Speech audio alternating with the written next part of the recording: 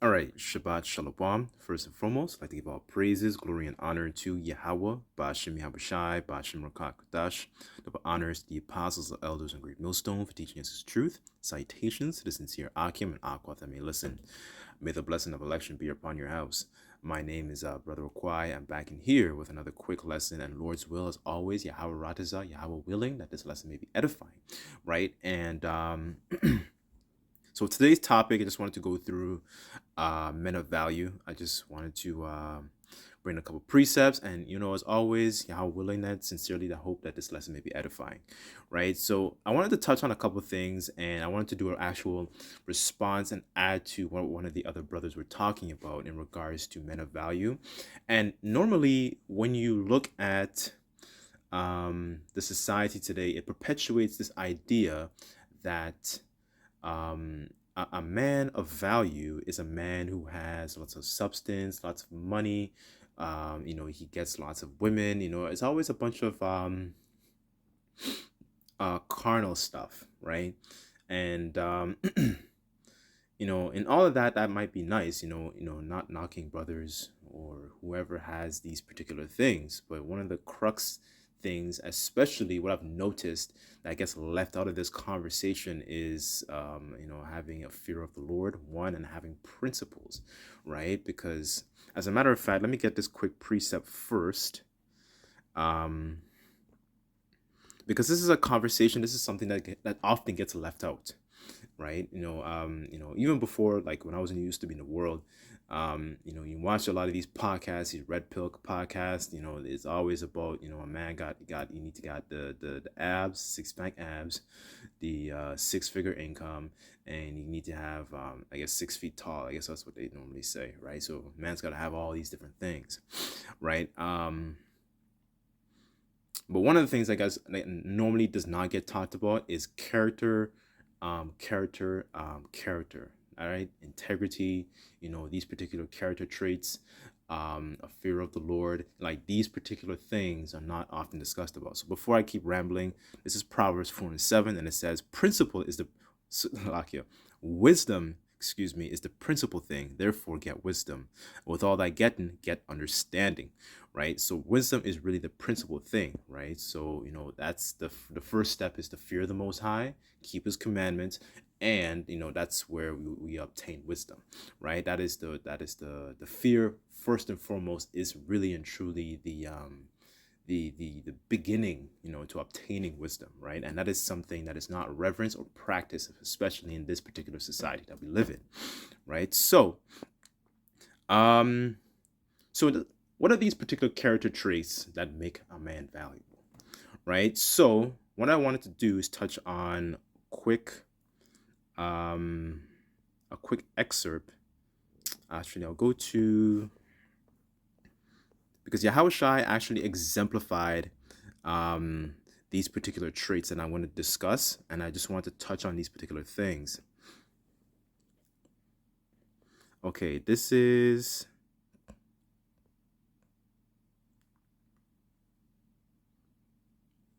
just bear with me one second.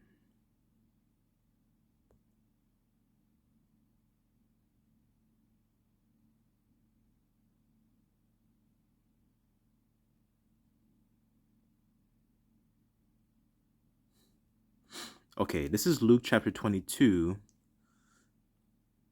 I'll start at 24, and it says, "And there was strife among them, which of them should be accounted to be accounted the greatest. And he said unto them, The King of the Gentiles exercised lordship over them, and they exercise authority upon them, are called benefactors. But ye shall not,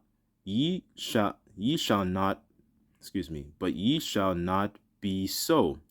But he that is greatest among you, let him be as the younger, and he that is chief, as he that doth serve."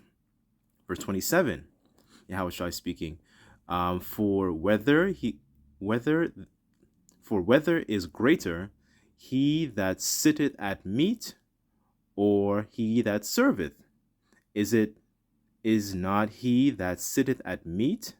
But I am among you as he that serveth, right? So he was laying out an example that, the person who is the importance of someone who actually serves, right? And is serving something that is, essentially that's greater than themselves, right? And First Corinthians, I believe, is the 11th chapter that lays out the order, right? you know, um, you know, uh, you know, the Israelite man, he serves Yahweh Bashim Yahushai, and the woman serves her man, right? And that is the order of things, right? So servitude, it's a duty, it's a refining it's a not a refining process, excuse me. It's a duty, it's a responsibility. It's something that is we have a huge, I guess, what do you call it? Essentially, it is a responsibility, right? And this is what makes a man valuable. He serves something that is bigger than himself, right? So what accompanies that servitude is these particular traits that I'm going to go into, right? So I just wanted to touch on this particular chapter because this particular chapter really, really moved me, and I really want to share this with you few brothers and sisters that may listen, right? So so what I want to do is jump to Nehemiah, right? And this chapter really, really, moved me, right? So this is Nehemiah chapter 5, verse 1. I'm going to read verse 1. I'm going to jump around a little bit for the sake of time. I don't want to make the lesson too long, but I wanted to extract mindsets, the idea of servitude, and, these particular character traits that are acquired and are nourished and are brought out, during that this process of servitude, right? But having that fear of the Most High, as the foundation of it, right? So Nehemiah 5 verse 1, and it says in the NLT, sometimes some of the men and their wives raised a cry of protest against their fellow Jews. Verse 2, they were saying, we have large families, we need more food to survive. Others said, we have mortgaged our fields, excuse me, we have mortgaged our fields, vineyards, and homes to get food during the famine.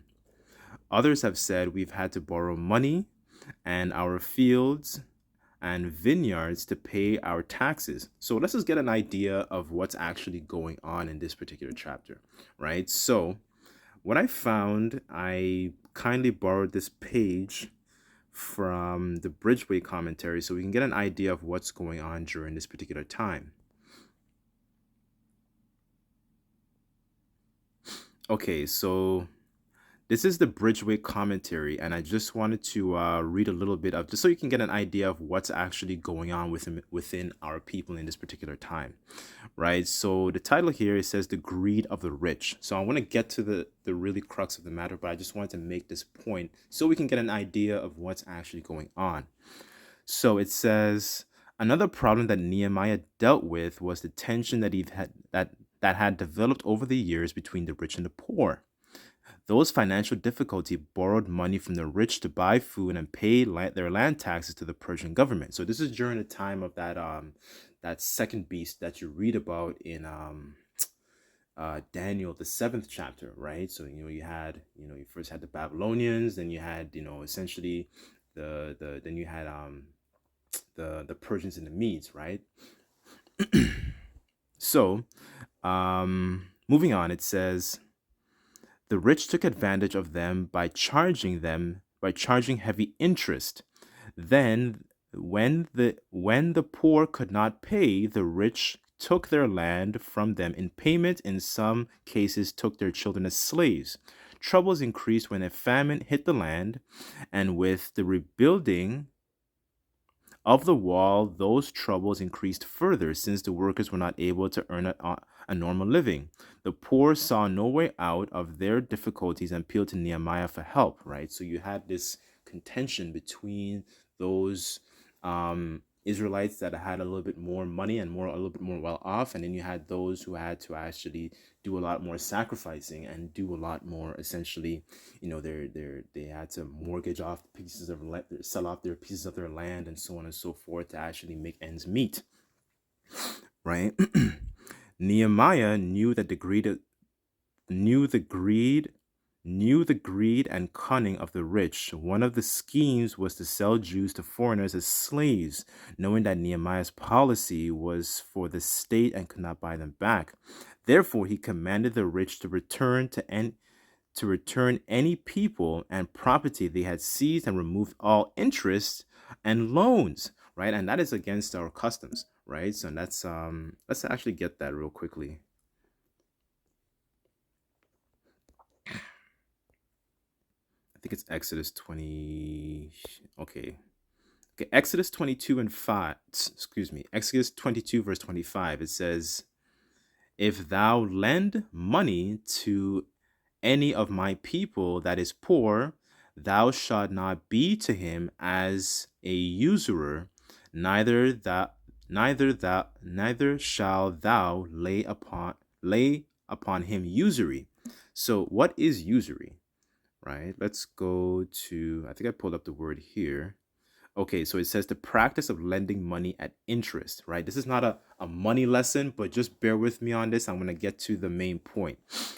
So it says the practice of lending money at interest, excessive rates of interest, payment used for money, interest, right? So essentially, you have a payment, and then they're adding, let's say for example 15% upon that payment, right? So that's not something that we're supposed to do, right? And this is what's actually going on in this particular chapter, right? So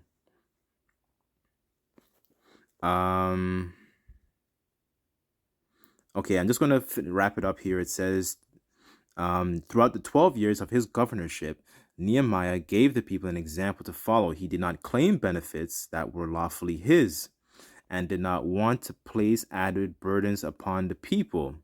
He even fed his employees and guests out of his personal funds, right? So he took money from his own pocket to actually make sure that these people were taken care of and taken or fed, right? So you can actually see the example of servitude that Nehemiah is embodying. So let's go back to the chapter. So I just wanted to bring that out really quickly so we can get an idea of what's going on, right? So you see the shady side of our people because they're not practicing, rehearsing those righteous acts that you read about in Judges 5 and 11. They're not doing those particular things, and you see the contrast between that and how Nehemiah's conducted himself. And there was something that really stuck out to me, so I want to get to it really, really quickly, right? So I want to jump down, just for the sake of time.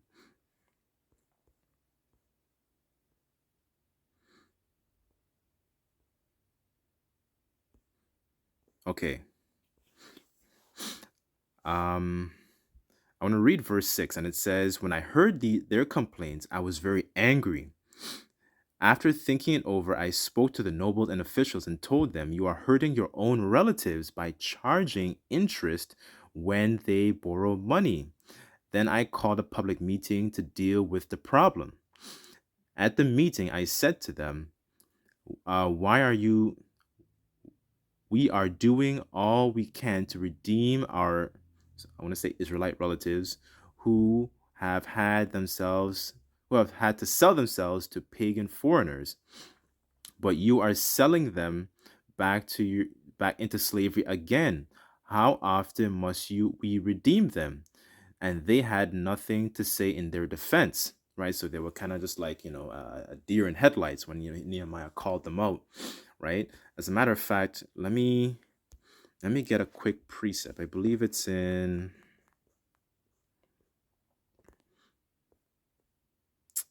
Sirach 29.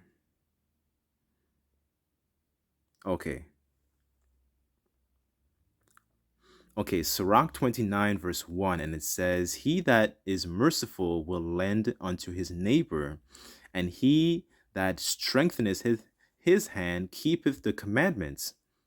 Lend to thy neighbor in time of his need, and pay thou thy neighbor again in due season.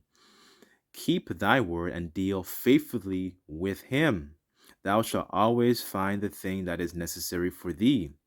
Many, when a thing was lent unto them, reckon, reckon in, reckon it to be found, and put them to trouble that helped them. So our people don't incorporate this particular mindset. So when a person is in trouble, you don't actually try and beat them over the head, essentially for the, for the money, right? You when you lend to them, and if they don't have it, then you deal peaceably with them. But that's not what was going on, right? So you see the contrast between the way those Israelites were conducting themselves as well as the way Nehemiah was conducting himself, right? Again, going back to servitude, right? So there was something that he said in this verse right here.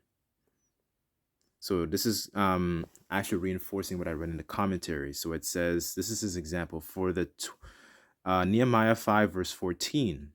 For the entire 12 years when I was governor of Judah, for the 20th year to the 32nd year of the reign of King Artaxerxes, neither I nor my officials drew on our official food allowance. Verse 15. The former governors, in contrast, had laid heavy burdens on the people, demanding a daily ration of food and wine, besides 40 pieces of silver. Even their assistants took advantage of the people, but because I feared the Most High, Yahweh Bashem Yahweh Shai, I did not act that way. And that was really the point I really wanted to drive home, what makes a man of value. Because even though he was in a lofty position, even though Nehemiah was, he had, he had he had good substance. Because when you read in the earlier chapters, I think he outlines himself as he was a cupbearer, right? So he was somebody who he had a good, a lofty position, right? And a lot of our people, and you can equate that to today, a lot of our people have these particular positions, but they don't actually use it, to benefit the collective as a whole. There's a lot of shady backdoor deals that go on. There is no principles, there's no scruples, there is no integrity, there's no fear. And that's really the point I really wanted to drive home, right? Because this society as a whole pushes the idea of, okay, a man, if he's making, say for example, like $10,000 a month, he is a man of value, right? But what we see here, we see an example of our forefathers actually having that particular substance, but yet they didn't use it as a way to actually con and essentially take advantage of the people who are being so-called oppressed, right? We know that we've been subject to payments, like it says in Baruch, but they don't actually use it as a way to actually further the affliction, essentially, right? So that's really that was really one of the points I really just wanted to drive home, because we saw the way Nehemiah acted as well as the way that the former governors acted, right, in making him a man of value, a man who fears the Most High, even despite the fact he had substance, right? He had principles, he had integrity, he had morals, and that is something that is missing within our people. Conduct, and that's where you get these things from. But our people are missing the point because they think riches encapsulate salvation. Scriptures say that righteousness delivereth from death, right? To roughly paraphrase. Let's see. Oh, Sirach 1. That's what I wanted to get. Sirach 1 verse 18, and it says, the fear of the Lord Yahweh Bashim Yahushai is a crown of wisdom, making peace and perfect health to flourish, both which are the gifts of the Most High, and it enlargeth their rejoicing that love him. Wisdom reigneth down, skill and knowledge and understanding, standing, and exalteth them to honor that hold her fast, right? And people don't have these traits at all, right? Schemish, right? And you can see these particular things with NBA players. And I recently learned that a lot of NBA players, there's a lot of adultery going on amongst the NBA, right? Despite the luxury that they have, the wealth that they have, right? And that is an important thing that actually makes us shine, is the fact that, like it says in Ecclesiastes, wisdom maketh a man's face to shine, right? What we have is a reverence and a fear of the Most High, Yahweh Bashem Yahushai, right? Making us, Lord's will we be those men, a man of value, right? A man that, the Lord's going to protect during these particular times, right? So, I guess I'll end off on this. Let's bear with me on this.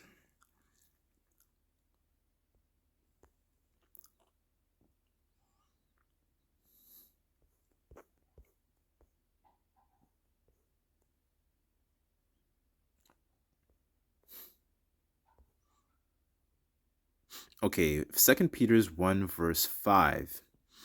I'll read it in an NLT. It says, in the view of all this, make every effort to respond to Yahweh's promises. Supplement your faith with a generous provision of moral excellence, and moral excellence with knowledge, and knowledge with self-control, and self-control with patient endurance, and patient endurance with godliness, and godliness with brotherly affection, and brotherly affection with love for everyone, right? And these are particular traits. As a matter of fact, let me keep reading. It says, the more you grow like this, the more productive and useful you will be in the knowledge of our Lord Yahushai Hamashiach, right? And these are particular traits that we leave, that we take on, that we put on, like it says in Colossians. He says, put on therefore the elect of the Most High, right? We learned that in times brothers might transgress against you, they apologize, we forgive them, right? And these are things that we don't learn in the world. Proper conflict resolution, how to deal with particular situations, right? This is all judges in training, if you really think of it, right? Foundations of being a good judge, right? Learning mercy, compassion, and in Philippians 2, if you read Philippians 2, it really goes into a lot of these particular traits that Yahushua exemplified, right? And even Paul was warning about this. And when you read Acts chapter 20 as well, it says that it's better to give. He was quoting Yahushua when he said it's better to give than to receive, right? So he was in a mindset of charity. And also, what I really also wanted to touch, and I want to go into it, but if you read in the end of Nehemiah chapter 5, you'll notice that Nehemiah, he exemplified that servitude by actually feeding our people, with the cattle and the food and the grains and whatever and whatnot, right? And we come in that same stead today, right? Because we're feeding our people with this knowledge and wisdom and understanding on the highways and the byways, making these lessons, so on and so forth, so they can actually add on to these traits. So the Lord, in hopes that, he will remember us, in dark times, right? Storing up those treasures in heaven. And that's something that Nehemiah also even said, remember me, O Lord, Yahweh Bashem Yahushai, right? To roughly paraphrase. But, yeah, I just wanted to touch on that, just in response to our brother's lesson. But hopefully, Yahweh Ratazah, this lesson was edifying. Just wanted to touch on a couple things. That chapter, was something that really moved me. And because, sometimes, because, if we're not in the most, what's it called, the most luxurious position or whatever, we think of ourselves as, our value is sometimes we might in the flesh, I'm just saying this, like maybe our value feel like, it doesn't, um our I guess our essentially your socioeconomic status doesn't mean that you're not somebody who's valuable, right? But anyways, hopefully this all makes sense. Hopefully, Yahweh Ratazah, this was edifying. I just like to give all praises, glory, and honor to Yahweh, Ba'ashem Yahabushai, Ba'ashem Kwakadash, that honors the apostles and elders of Great Millstone for teaching us his truth. Um, until next time, I say Shabbat Shalom.